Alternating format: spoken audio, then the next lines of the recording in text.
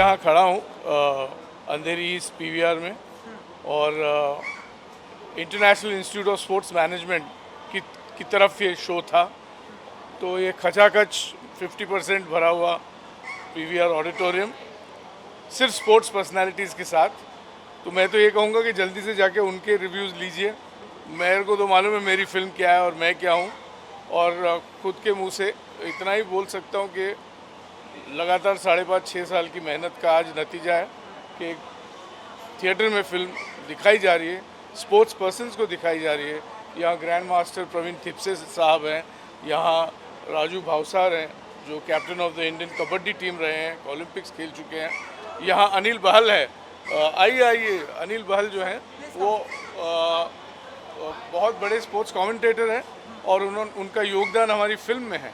तो फाइनल शहीद मोदी टूर्नामेंट की पूरी जो कमेंट्री है और कॉमनवेल्थ की पूरी कमेंट्री है और दूसरी सारी कमेंट्रीज उन्होंने लिखी हैं, पर ये 2 कमेंट्रीज उन्होंने खुद स्पीक आउट की हैं। और बाल साहब हैं, उन्होंने फिल्म आज दूसरी मर्तबा देखी है, पूछते हैं उनको कैसे लगी।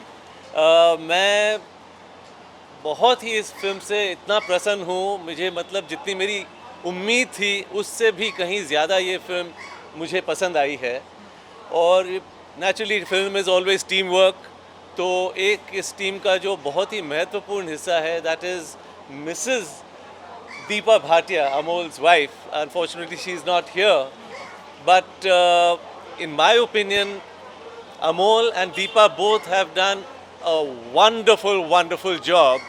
And again, not to take away anything from the rest of the team, I mean it's an amazing team, but as always there is a captain of the ship, so that credit can always be very clearly given, I mean without any doubt, to the captain.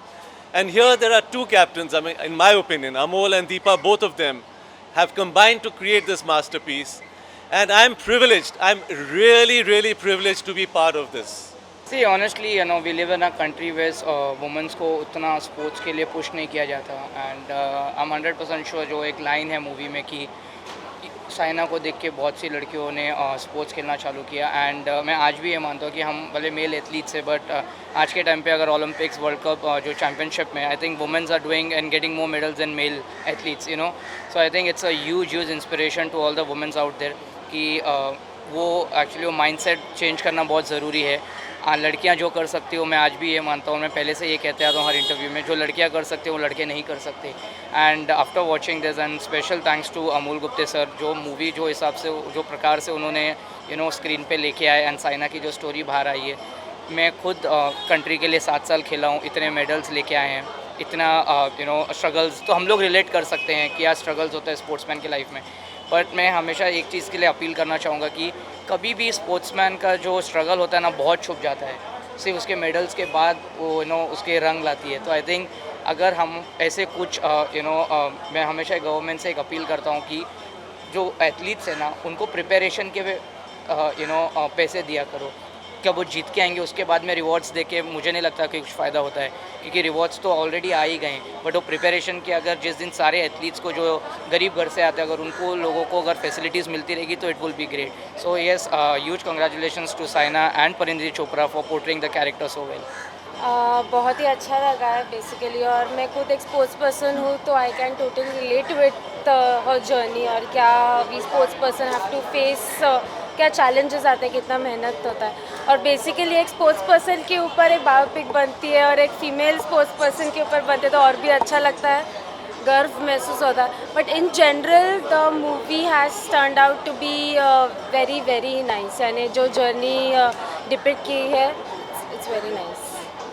I think it's absolutely necessary to point it out to the society what sort of hardships are there behind a successful sports person, and things look very easy and very rosy because everybody knows that how a sports person is honored and how Rashtrapati ji and Prime Minister ji they call to see, but at the same time the efforts, the hours, number of hours spent, and particularly the times of the youth, I think that's hard work. We could call it in Hindi, we say tapashcharya. So it's, I think, nothing like a dedication of a sports person and the hard work of a sports person probably is unique, and that is Saina is, I think, the utmost point of it. I think that's what she has achieved. Somewhere better than others because she has really gone to the best of it, and the entire India is proud of her. And of course, this movie really gives us about her life. Many things about her which I didn't know, I came to know. And hats off to the Gupta ji basically to point out each and every smallest sort of intricacies of her nature, and it's wonderful really. Outstanding. I think the way Amolji has made this film, we are extremely happy. It's a brilliant surprise, not a pleasant surprise. It's an outstanding movie, and the way he has maintained the entire grip of the movie. कि एक common athlete को वो personal connect feel होता है, वो सारे moments relate करते हैं कि वो स्ट्रगल होता है, वो हार्डशिप होती है, वो फेलियर्स होता है, वो फेलियर्स से बाउंस बैक होता है, वो सारी जो जर्नी होती है एक एथलीट की, इन्होंने इतनी बेहतरीन तरीके से कैप्चर की है. For me it's an emotional connect only because as an athlete I can relate to all those ups and downs, all those successful moments and those difficult times for you to bounce back. So it's a fantastically, not even a minute it's a boring film, not even a minute you feel कि अरे ये कहाँ ये हो गया, and everyone who watched it loved it completely.